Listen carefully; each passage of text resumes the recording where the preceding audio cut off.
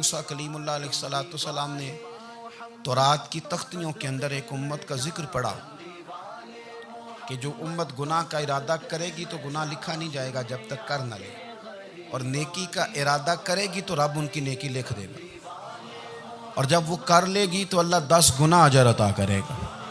और वो ऐसी उम्मत होगी कि जिनके चेहरे क़यामत के दिन नूर की तरह चमकेंगे, और वो उम्मत होगी जिनकी अल्लाह ताला ज़मीन सारी पाक फरमा देगा, जहाँ नमाज़ पढ़ेंगे नमाज हो जाएगी। ये तज़किरे पढ़ के तो हज़रत मूसा कलीम अर्ज़ करने लगे, अल्लाह ये उम्मत मेरी बना दे।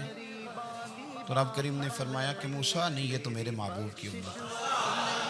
फरमाया ये तो मेरे नबी पाक की उम्मत, हुजूर की उम्मत। अल्लाह अकबर।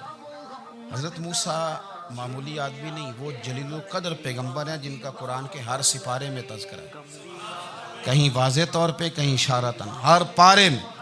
और हज़रत मूसा अल्लाह के वो नबी हैं जो रब से डायरेक्ट बातें करें। कोहे तूर कहा, ए मूसा ये उम्मत तो मेरे नबी की है। तो हज़रत मूसा अलैहिस्सलाम अर्ज़ करते हैं, इमाम राजी ने लिखा है, कहते हैं अल्लाह फिर मुझे अपनी नबी की उम्मत में शामिल कर।